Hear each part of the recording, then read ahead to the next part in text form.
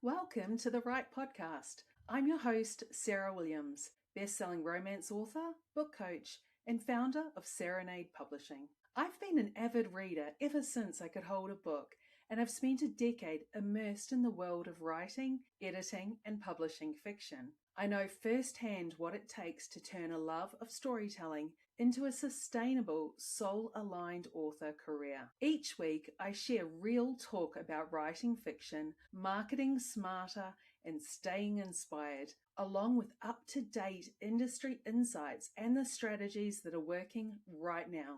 You'll also hear from fellow authors, editors, and industry experts who are out there doing the work and making waves. Here, we put the woo in the work of writing, publishing, and growing your author business. Think of this as your creative business pep talk, packed with heart, hustle, and a little bit of magic. So get cozy and join me. Your writing journey starts now. Hey, Scribe, welcome back to the Right Podcast. Today, I'm talking to Gold Coast romance author who's caught the attention of Penguin Random House after she quietly built something extraordinary on her own.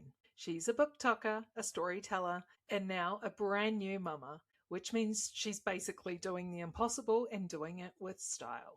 We actually met at Blush Romance Festival recently, and I just knew I had to get her on the show.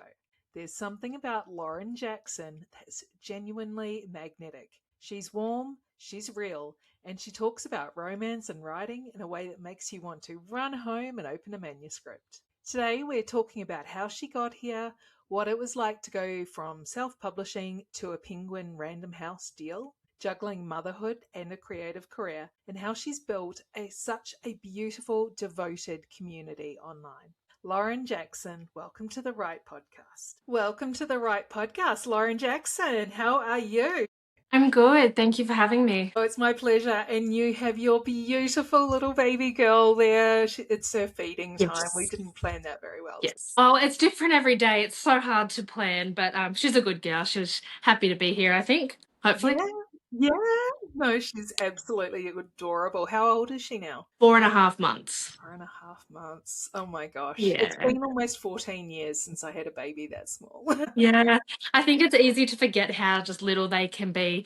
But yeah, she's grown so much. Every day it's like, oh my God, you've already grown again. Like, it's just crazy.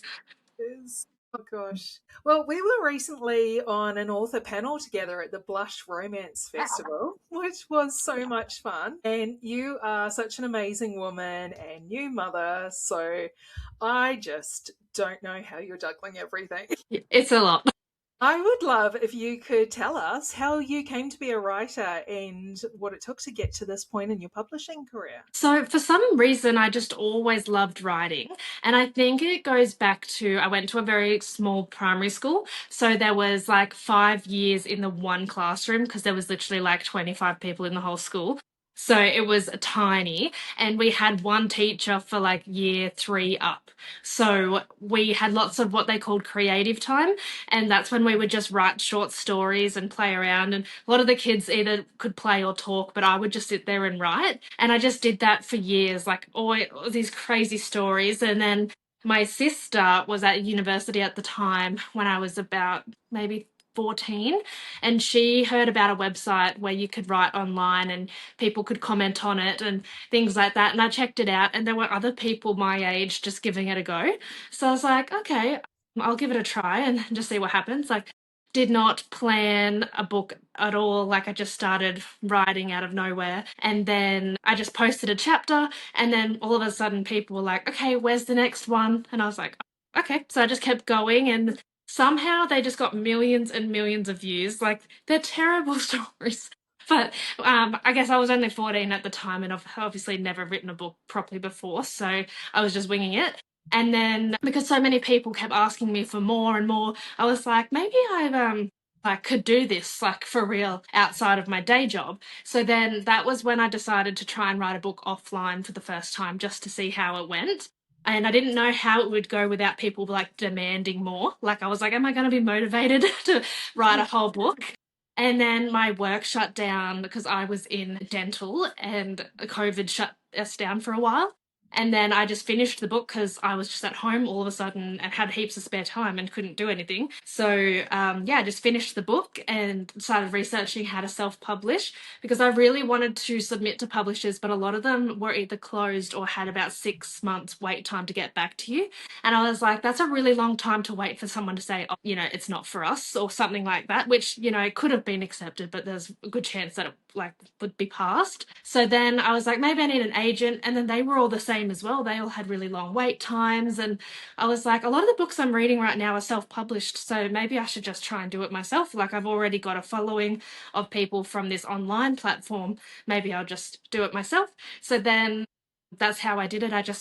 I published on Amazon and started making TikToks, and it was a bit of a journey because I thought writing the book was like kind of the hard part and then that would be it. And then there was like, oh no, I need a website. Oh, I need a cover for the book. I need it formatted. I need it edited. And all of a sudden I was like, wow, I don't know what I'm doing. So it was a big learning curve, but it was really rewarding. Like once the book was out, I was like, wow, that took a lot of effort and time, but now my book's out in the world. And then I was just marketing it as best as I could. And then somehow Penguin noticed it and they emailed me, and I thought it was a scam because I was like, no one gets emailed from a publisher. And then I Googled the lady who'd reached out to me and it said head director of Penguin Publishing. And I was like, oh my God. So I jumped on the call and they were just saying that they read it and they really liked it and could see that it was doing well and they just wanted to buy the rights. So that's how I sort of got in with them. That's incredible. So that was your Yeah. first book that you published that Penguin Yeah. picked up. Yeah, so it had been out for about 9 months or so, and I was just about to release my second book, which was unrelated to that book, completely different genre as well. Like still romance, but it was a supernatural book instead of just like a regular romance. And they wanted that one as well. So yeah. And they both released on the same day. So they took them both and then published them both on the same day. That's incredible. What's the Yeah. story about? The first one. So my first one is about a girl who grew up in a very small town, so quite inspired from where I grew up, but instead of being on the coast, it was more rural. And because I used to horse ride and all of that stuff, so I sort of incorporated all of that lifestyle. And then something happens in the small town, like a bit of a scandal, and she leaves, and but you don't know why she's left. And the book starts with her returning after years of, kind of leaving her family and her friends. And then you sort of start to learn what's happened, and she runs back into people like past relationships and friends, and there's a little bit of suspense in it as well because there's a reason why she's had to return. So there's sort of two storylines. There's her going back and accepting all the stuff that she ran away from, and then there's also something that's kind of followed her back to the town. So it's a contemporary drama, but it's also a bit suspenseful as well. Oh, it sounds awesome. Is there going to be a sequel to that one? Some people have asked, but I don't think so, or not at this stage, because they went through such a journey to get together that I've like a sequel. I wouldn't want to just sort of insert drama that doesn't really need to be there after they've already been through a lot. So I'm pretty happy with how it is, but yeah, I never say never because I'm really just I write whatever I'm in the mood for. But at this stage, it's a standalone. Yeah. Oh, that is absolutely fantastic. So you do write in a few different Mhm. genres, don't you? Yeah, so they're all romance. They're just different subgenres of romance. So I've got just a contemporary drama as my first one, and then I dived into vampire romantasy, which is very different to the first book, like nothing like my first one. And then my last series is a sports romance. Oh, okay. Tell us about the sports romance before we move on. So it's about they are university students, so it's not A grade sport, but they play NRL, which I'd never heard of a book that had NRL in it. And that's like the only sport I really watch. And, I love going to the footy games and all of that. And I was like, oh, this would just be really cool to read an Australian book with this sport in it. And when I was talking to Penguin about it, because originally he just played football, but I didn't go into what he played or anything like that. And they were like, oh, no, I think you should like delve into that a bit more. And we could market it as a sports romance and like, we don't care that like no one else really knows what NRL is. Like I think that's what would make the book quite interesting because there wasn't at that time I couldn't see any other NRL romance.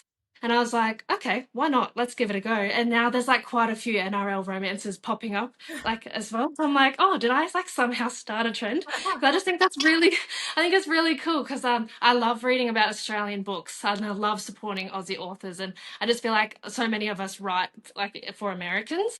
And it's just so refreshing sometimes to read something in like our backyard. So I'm just loving that there's more. And now I'm seeing AFL ones popping up, and I'm like, this is awesome. Like, I just think it's really, really good that people are actually writing Australian fiction now. Yeah, So, absolutely. yeah. Are they being published in the US at the moment? No, they're not at the moment. So I'm just with Penguin for Australia and New Zealand.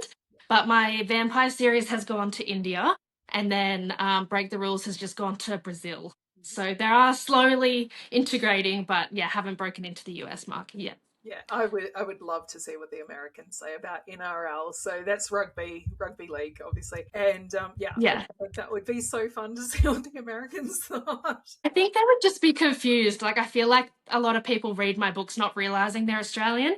And then they're like, what's going on? What's thongs? What's this? Like, I just put slang in. I talk, like, I write how I talk.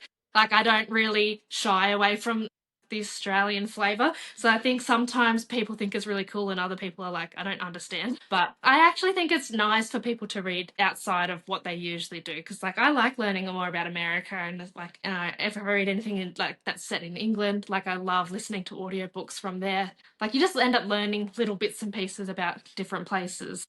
Yeah, absolutely. My first two series were both set right here in Queensland. And Yeah, I've got a fairly decent American audience for those, and they really love it. They're like, well, yeah, it's Australian. You're talking, yes, there's kangaroos and koalas, and there's also yeah. utes and stations and cattle and stuff like that. So yeah, I think it's beautiful, and it is one of those Mm. gorgeous ways we can kind of take Australia to the world. Yeah. Good on you. I'm so excited for you. Mm.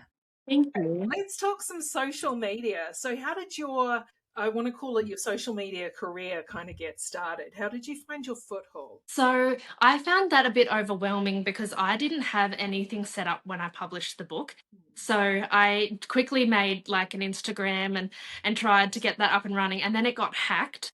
So I was talking to this girl who had a small business who made book earrings, and I'd made an order for one, and then her account got hacked. And then they messaged me saying, hey, there was just an error with your order. Can you just refill out the link? And I had already done a link for her. So I was like, okay, I'd already talked to her like the day before.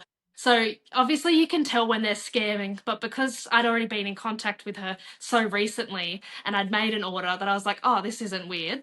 And then so I clicked on this link and then yeah, I got hacked. And that was like the week before my book was coming out. So that was really stressful because like I put so much time and effort into making that account. And so then I had to start over. So that was a bit stressful because I felt like I'd got really set back with that.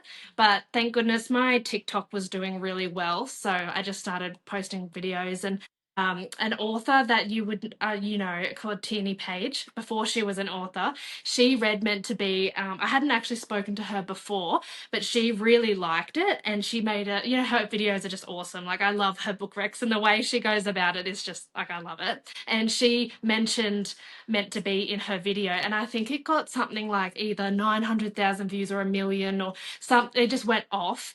And I think that honestly might be the one that Penguin saw. So I always say that I thank her for it because I'm convinced that it was her video that really set it off because I remember so many people started following me and then they bought the book and then they started talking about it and then all of a sudden I had this offer. So yeah, so TikTok was a huge thing for me to get where I am today. But I just had no idea what I was doing. I would just sort of follow trends and I was always really late to trends. I couldn't really keep up with it. So I'd sort of just do my own thing and just be like, this is what the book is about. And yeah, and people seemed to just see it. And I think it wasn't so oversaturated then as well, because this was a few years ago. So not as many people were self-publishing and stuff like that then. So I feel like it was easier to get noticed. But yeah, so TikTok was very huge for me. That is awesome. Of course, Tierney is a friend of the podcast. She's been on the show. Yes. She came to our festival last year where we love her. She's Yeah. amazing. And I love her books. Her books are awesome. They're so funny. Definitely got her voice in the book, which is just made it so much better. Absolutely. Yeah. So you didn't get in touch with her or anything? She just picked up your book? No, so she somehow obviously just either saw it somehow maybe from a video that I did, and whether it just came on her feed because we were both Australian and both reading romance at the time, I genuinely don't know. But yeah, I remember I sent her a copy of one of my books when like Penguin sent her a copy, and I sent her like a handwritten letter just saying, I'm pretty sure I owe this to you. So yeah, and she's like, yeah, she like laughs about it. She's like, oh, I don't think so. And I'm like, I really think so. Like, I think if it wasn't for your video, I feel like people wouldn't have like noticed it. So yeah, very, very grateful for her. And that is beautiful. I love collaborations, and I love when, you know, you, well, she having her platform of, I think it's close to Mhm. 900,000 people on TikTok now. She's been able to help you, even if it wasn't the main reason. She definitely did Mm. help because she got you in front Yeah, of all those people that wouldn't have seen it otherwise. yeah, It's an absolutely beautiful way of, we all rise together sort of thing. And there's so yeah, much hate on TikTok and all the others, of course, but this is a beautiful story, and I'm so glad that you shared that because it does. yeah, It gives us hope. We sort of wonder like, how do we get in front of influencers, and it's so hard. I don't know how to do it. But you've just been yeah. authentic. You've just been yourself, and you've just written the book from your heart. And And I you think know, that's done why it it right. worked. Yeah, I think because I didn't send it to her, I didn't ask her to do it. It all just sort of happened naturally. It was an honest review from her. And I think that's why it worked so well in the way it did because, sometimes you get recommended a book and you're like, did they get sent that book? Are they just marketing it because they're getting paid? Like, which is fine, but like also, do they actually love that book and want to recommend it? Like, I think that it all just happened the way that it did really worked. And I think it also shows that you just never know who's going to see your videos and how supportive your video can be. Like, I love when people just do positive reviews, and like I know there's lots of negative out there as well, but like that one positive review video from someone, you just never know what it's going to do for you because like that's an example of me. I feel like I would all to that video, which is crazy because it just would have probably taken her a few minutes of her time and it might have shaped my whole career. Like, I don't know statistically if it is her that did it, but I'm pretty confident that it was her video that made it all happen. Absolutely, I agree. That is absolutely beautiful. Now, you also help organize a book talk book club, which I would love Yes. to chat to you about. How did that all come about? Yes, so a girl named Chloe, she used to work for HarperCollins, but now has broken out in her own business. She just posted a TikTok saying, "Hey, I want some bookish friends," because she had gone through like a lot in her life. Her sister had passed away, and she just felt like she really wanted to connect with some like-minded people. And somehow it just happened to land on like any heaps of girls that lived in the Gold Coast, and I lived down in Ballina at the time, so northern New South Wales, and so many of us saw that video, and then she made a group chat, and then from there we ended up making a book club. And even though it's called Book Talk Book Club because we met on TikTok, we actually mainly just use Instagram. And then because there's so many of us, we double up on days. So like on Monday there'll be two people, Tuesday there's two people, and you just have free reign to post whatever you want to post, like whatever you're reading, whatever you recommend. You can just do whatever, and then we take turns picking a book of the month. So we usually pick out three. I like to try and do three different genres because I read all different, but we just pick out three and let the audience do like a poll and they pick what they want to read that month. I love that. That is fun. So the Instagram handle is Book Talk Book Club. So even though it's on Instagram, yeah, that's what it's called. No, that's awesome. So anyone, it's all online. Do you meet in? Yes. We used to, but now everyone lives really far away. So we've got people, because we were all pretty much northern New South Wales, Gold Coast, but we've got now like Brisbane, Adelaide, Canberra, Sydney, Melbourne, like everyone's sort of spread out. So we just do FaceTime catch ups once a month now instead of person, because it's obviously just a bit tricky now. Because it's been around for years, people have got kids now and it's all just, everything's changed. So yeah, it's all basically online now. Oh, I love that. And that's such a great way, especially bringing women together, giving us, we don't have to Yeah. go out and drink. We can just sit around and talk about our book boyfriends. Yeah, yeah, and like we'll go on FaceTime, and Liv, the one in Melbourne, she'll be like crocheting with her tea, and it's just such a cozy environment. We're just all like sitting around talking books, and yeah, it's really nice. I love that. I love that so much. So, what is coming up for you next, Lauren? So I've had a release this month, which was the second book in the NRL romance series. And then I've got another book coming out in July. So that will be the final book in the Vampire Romantasy series. And then I'm working on two books at the moment, whenever I can. It was easy when she slept a lot, but she doesn't sleep a lot anymore. So I'm just trying to write when I can. But I'm working on the third book in the NRL romance series, and then a new project, which is darker kind of romance. Ooh, that is definitely going to keep you busy between that and your little girl. Yes. And I return back to my day job next week, just part time. So I think that'll be interesting as well, but we'll see how we go. I'm hoping I can still find time to write. Fingers Yeah, crossed. absolutely. Well, before we let you go, I would love to know if you have any tips for writers who have maybe just want to get into social media, perhaps, or have just written a book or want to wave their book underneath any other publisher's noses. If you have any tips or suggestions. I think when I first published, I was almost quite shy, and I still am a bit camera shy. Like, I don't often put myself in front of the camera. And I don't know why I get like that, because it's so genuine when you do that, like when people can actually see you and connect. And I feel like that's my big advice going back. I used to just do very impersonal videos, just holding my book, but no one ever knew anything about me. Whereas now, when I post a video, like the other day, I just posted one out for my walk with her, and I connected with so many other mums who also read, who are trying to write. And like, I just feel like just being yourself and putting yourself out there is actually what people want to see. And people can't find your content and find out about you if you're not posting. So I think it's really important to just post and be consistent and interact with people. That's the biggest advice that I can give, because there's, yeah, a lot of people out there that want to support you, but they need to be able to find you to do that. Yeah.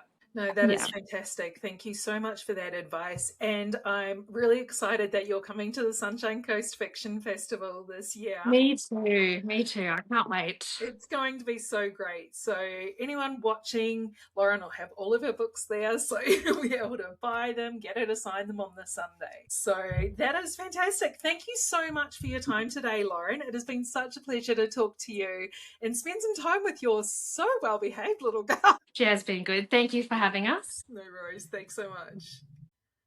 Isn't she just wonderful? What I love most about Lauren's story is that it started with a collaboration and a leap of faith. When Tierney Page featured her book on TikTok, that was the moment, the one that changed everything. The shy, quietly determined author went viral overnight, and suddenly the world was catching up to what her readers already knew. And Penguin Random House wasn't far behind. That's the thing with this industry. One moment, one connection, one person saying, you need to read this, can completely rewrite your story. I hope you loved today's episode as much as I did.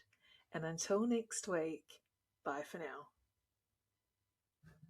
Thanks so much for listening to the Write Podcast. If you enjoyed today's episode, it would mean the world if you'd leave a review and share the show with your writer friends. It helps more creatives find their way to us. And don't forget to follow Serenade Publishing on Instagram and TikTok for more writing tips, publishing advice, and exciting events to keep you inspired. Keep writing, keep dreaming, and know that I'm here to support you every word of the way.